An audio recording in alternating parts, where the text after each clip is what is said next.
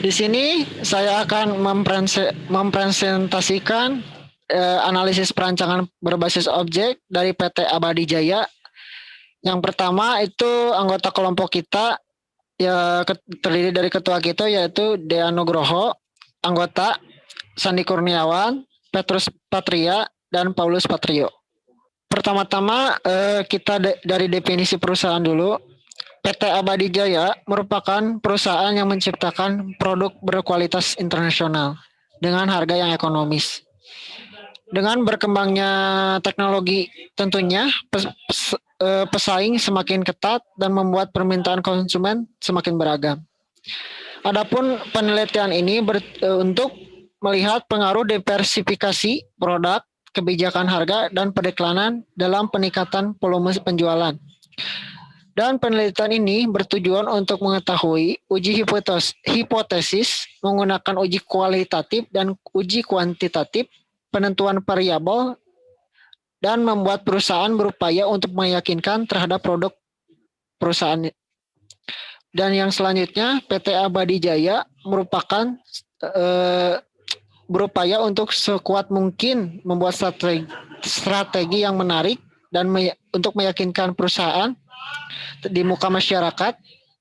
Dengan demikian, bagaimana strategi PT Abadi Jaya terhadap citra di masyarakat dengan merancang perancangan berorientasi objek dengan sasaran dengan menggunakan OOD yaitu Object Oriented Design adalah rancangan kelas-kelas yang teridentifikasi selama tahap analisis antara muka pengguna.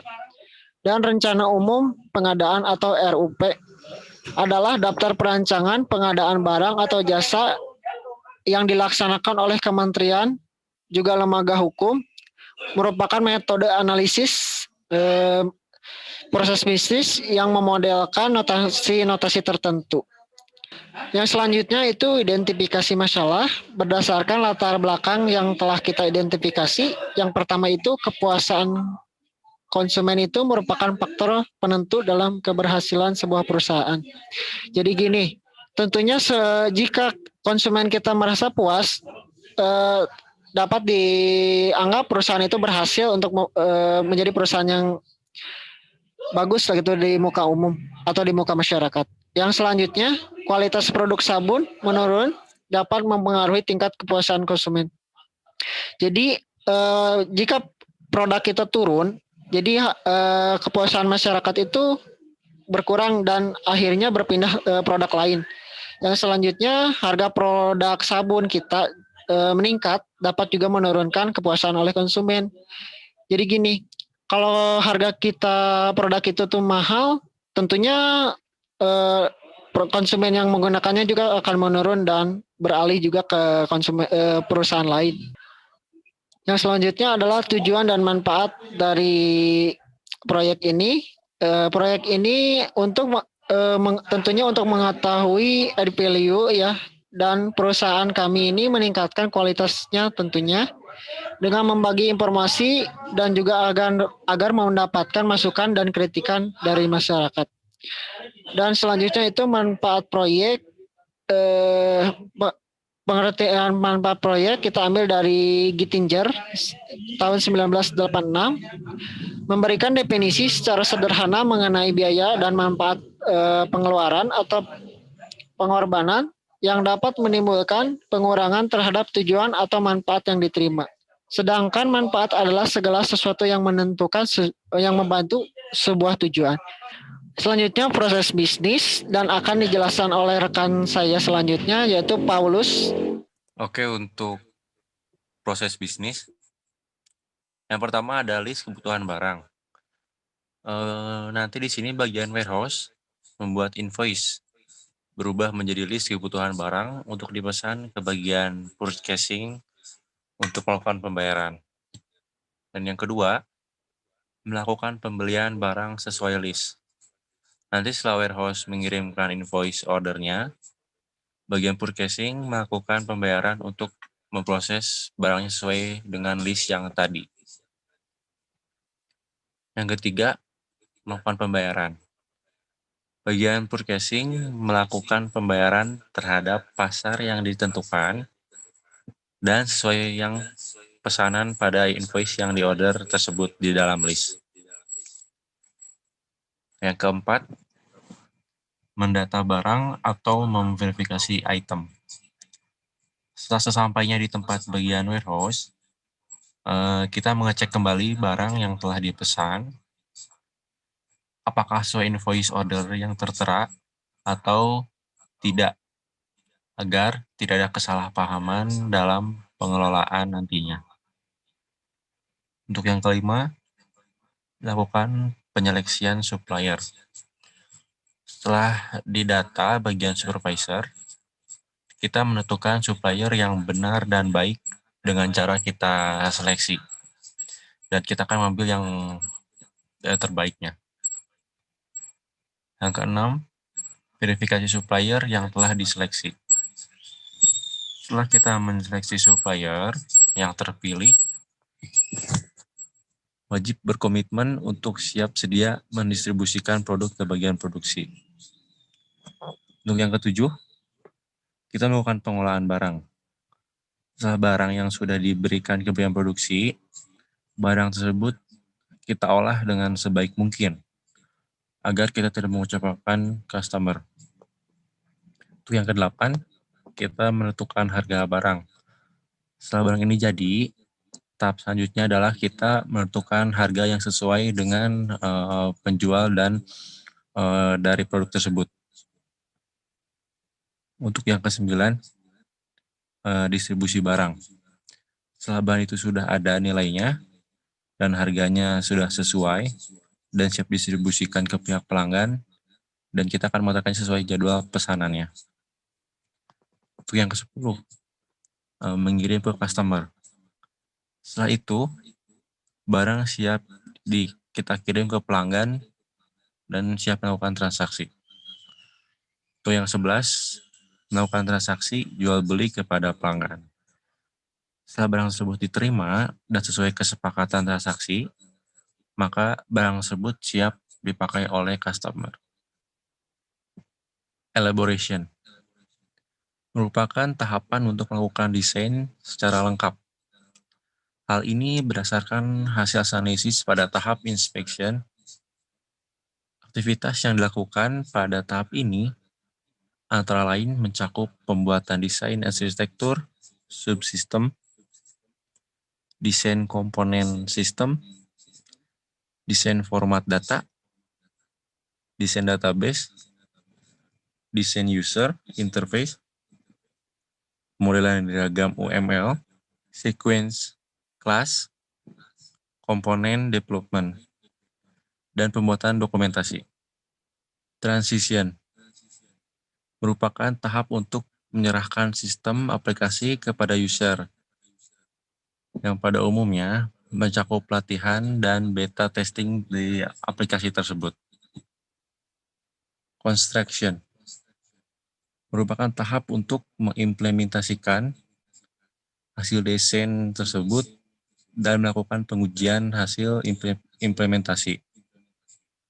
Pada tahap awal construction, ada baiknya dilakukan pemeriksaan ulang agar hasil analisis dan desain lebih memuaskan, terutama desain pada sequence diagram, class diagram, komponen, dan development.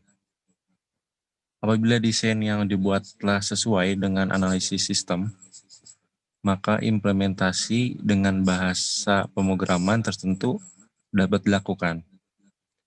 Aktivitas yang dilakukan pada tahap ini antara lain mencakup pengujian hasil analisis dan desain, pendataan kebutuhan implementasi lengkap seperti berpedoman pada identifikasi kebutuhan di tahap analisis, penentuan coding pattern yang digunakan, pembuatan program, berbagai kemungkinan pengembangan atau perbaikan lebih lanjut, dan pembuatan dokumentasi.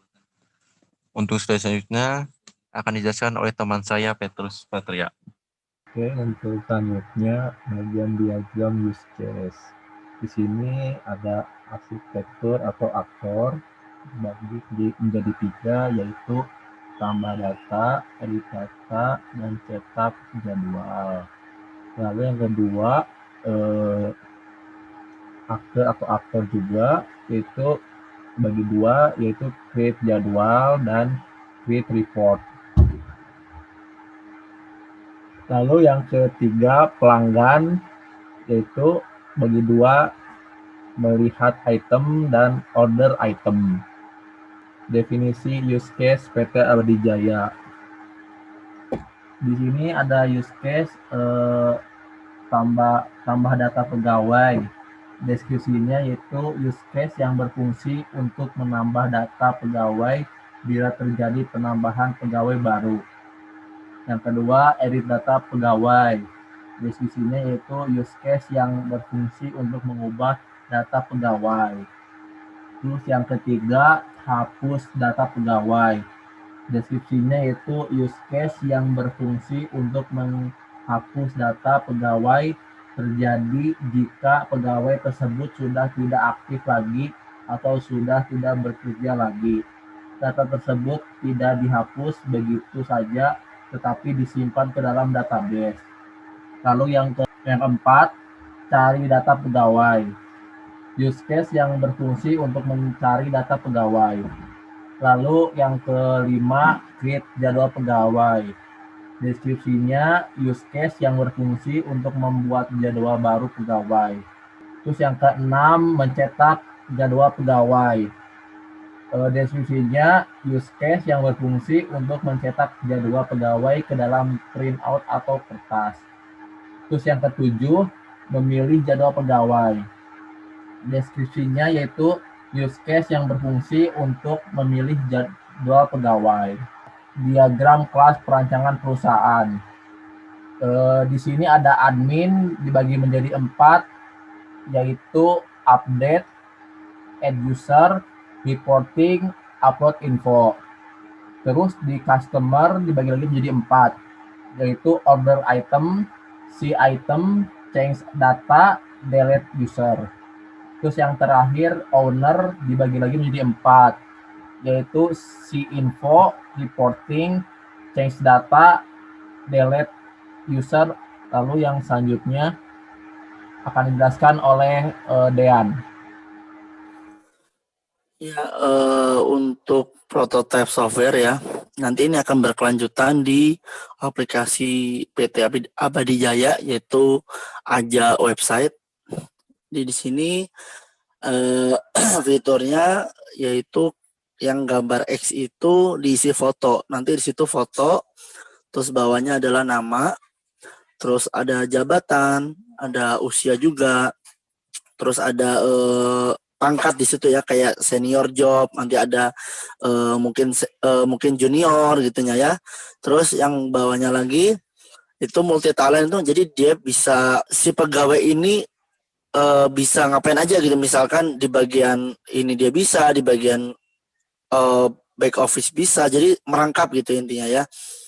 Nah, terus di sini fiturnya ada posisi, yaitu manajer ya. Terus nama si pegawai itu, terus NIM atau nomor induk pegawai ya, nomor induk pegawai NIP, terus alamat rumah, terus nomor telepon si pegawai itu, dan ini yang terpenting, bintang teh maksudnya si pegawai ini apa gitu kelebihannya gitu ya. Nah, terus si user ini ada username-nya, jadi username-nya apa, nanti di password ini nggak akan dimunculkan karena yang tahu cuma si user tersebut. Nah itu ada kan kayak logo ganti dan logo save. Nah, ntar kalau ganti berarti bisa diganti oleh si pegawai itu dan nggak bisa diganti oleh customer ataupun oleh si owner pun bisa, si owner bisa, cuman customer nggak bisa mengganti, cuman yang bisa bagian admin dan si owner itu dan pegawai tersebut. Dan itu adalah simpan data dari yang kita rubah. Nah, untuk kesimpulannya yang udah kemarin saya jelaskan di pertemuan yang sebelumnya, yaitu semakin maju peradaban teknologi saat ini, semakin canggihnya dan proyek dikerjakan dengan melibatkan pengguna sumber daya dalam bentuk tenaga manusia, material, dan dana yang jumlahnya bertambah besar. Jadi di perusahaan kami seiring waktu yang berjalan dengan berkembangnya teknologi ini, oleh karena itu kami membuatkan sistem. Nanti akan saya jelaskan sistem itu seperti apa. Nah, yang tadi mungkin udah ada gambaran prototipenya seperti apa, yang nanti saya akan dijelaskan sesingkat-singkatnya dan sepaham-pahamnya. Sekian presentasi atau PowerPoint dari kelompok kami. Mungkin bisa lanjut ke Balsamic Project-nya. Ya, ini aplikasi dari Aja Website, yaitu Abadijaya Website. Ini form login dari abadijayacompany.com ini adalah website dari perusahaan kami, yaitu di form login tadi yang sudah saya jelaskan ada username dan password, dan ada forget password. Dan bisa melalui Google, dan jika belum memiliki akun bisa register dulu. Nah, ini form register ya. Form register dari PT Abadijaya ya. Jadi di sini ada nama yang dimintakan, nanti nama si user, email, terus membuat password baru, yaitu pasti ditanyakan passwordnya karena nanti pasti masing-masing karyawan atau masing-masing si customer nanti beda-beda pastinya ya. Pasti beda-beda passwordnya. Dan nanti dikonfirm password itu apakah sudah cocok antara atas dan bawah, udah sama. Setelah itu nanti di enter. Nah, ini adalah form untuk forget password ya. Untuk form forget password ini akan dikirimkan melalui email. Jadi nanti setelah menuliskan alamat email kita, nanti muncul di situ ya, di email kita tuh muncul kode verifikasi itu.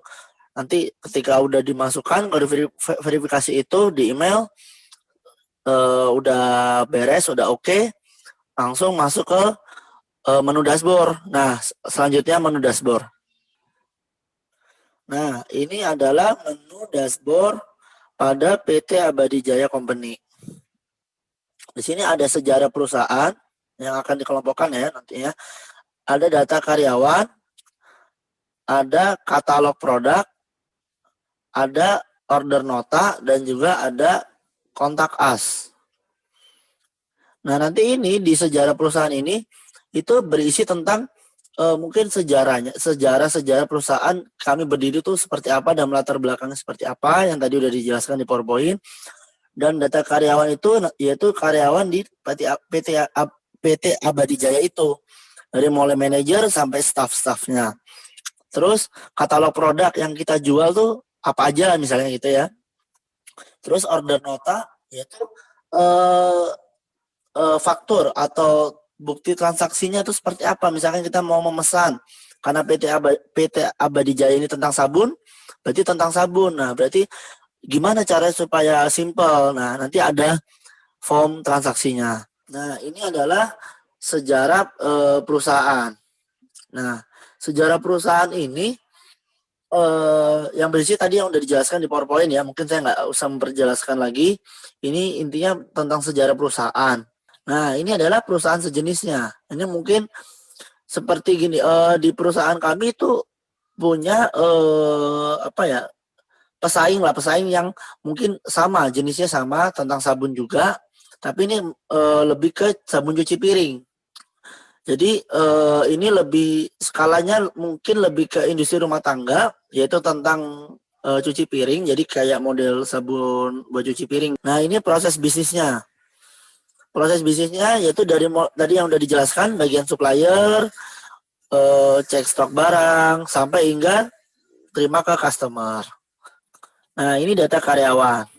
Jadi data karyawan tuh masing-masing punya form masing-masing. Misalkan kayak saya sendiri ya di Anugroho misalkan. Ini misalnya ya, contoh di Anugroho ya. Ini ada formnya masing-masing. Tadi yang udah saya jelaskan mungkin nama, terus NIP, terus rumah, nomor telepon, master programmer nih kelebihannya apa gitu ya.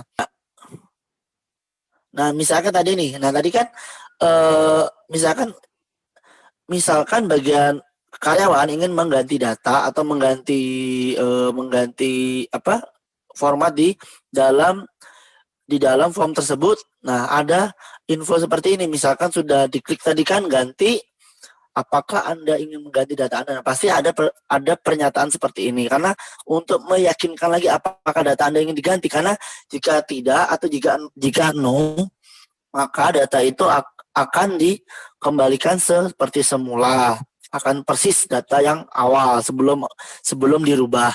Jika iya, data itu akan berubah yang Anda rubah. Jika sudah tersimpan, maka data Anda berhasil disimpan. Jadi kalau udah disimpan, udah terrecord sama perusahaan. Jadi mau itu customer, mau itu karyawan, mau itu owner sekalipun, setelah itu diganti datanya dan itu udah diganti oleh si pengguna, berarti yang tahu pengguna dan orang lain nggak bisa tahu, nggak tahu kata sandi kita, nggak tahu username dan segala macam, yang tahu cuma hanya kita. Nah, ini yang tadi saya jelaskan, Sandi Kurniawan juga ada formnya gitu ya. Ini dia bagian staff analis. Nah, ini Petrus juga sebagai staff designer. Nah, ini Paulus Patrio sebagai asisten designer. Nah, ini adalah order list.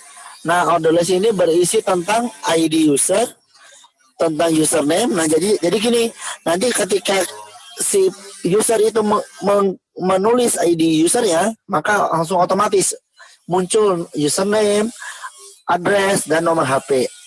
Langsung muncul seperti yang tadi format karyawan tadi itu. Jadi kalau misal order list ini muncul langsung gitu si username sama addressnya otomatis karena udah tersortir dari ID usernya, udah kefilter dari ID user. Nah, nanti nama itemnya, data order, jumlah item nanti kita yang ngisi. Jadi mau di order apa, tanggal berapa ordernya dan jumlahnya berapa. Dan metode pembayarannya bisa lewat OVO, bisa lewat Alfamart ataupun Indomaret. Nah, jika udah mengeklik tanda dan, nah itu ada tanda dan ya. Jika udah nanti ada tulisan lagi di sini, apakah data yang Anda isikan sudah benar. Jadi ini untuk meyakinkan lagi apakah yang kita pesen ini benar nggak sih gitu. Takutnya kan kita masih masih ragu ya gitu ya, masih dalam ragu di pemesanan itu. Jadi masih ada pernyataan. Nah, jika sudah data Anda sudah direkam dan siap diproses. Nah, jadi setelah sudah direkam, baru kita akan memproses si pesanan itu. Jadi setelah itu udah dibayar ke pihak Indomaret atau OVO atau Alfamart, data itu baru bisa kami proses dan melakukan transaksi jual beli. Jadi jika si customer ini belum melakukan pembayaran, kami tidak bisa memproses barang yang customer pesan gitu. Nah, ini katalognya yang sudah dijelaskan mungkin ya di waktu itu, sabun Yuhu, sabun Cihuy, ini mungkin nama penamaan aja sih. Sebenarnya kita juga sabun apa aja ada ya, sabun buat mandi, buat cuci piring juga ada ya, sabun buat cuci muka juga ada. Nah, ini yang terakhir, kalian bisa menemukan kami melalui WhatsApp, bisa, melalui Instagram juga bisa, melalui Twitter kami juga ada, Telegram juga ada, dan melalui telepon biasa juga bisa, dan lokasi kami di Jalan Bagian nomor 100 di Kota Bandung. Mungkin ini yang bisa kami jelaskan dari PT Abadi Jaya atau aplikasi Aja website. Mungkin jika ada kurangnya mohon dimaklumi. Mungkin kami tidak ada transaksi setelah melakukan pembayaran, kami belum mencantumkan itu, mungkin karena butuh database segala macamnya, kami belum sampai ke sana sih gitu. Mohon dimaklumin aja untuk Ibu Ocha. Ya, jadi terima kasih Bu atas mungkin cukup sekian presentasi kita. Mohon dimaklumi kata Dean juga, kata kelompok kita atas kekurangannya.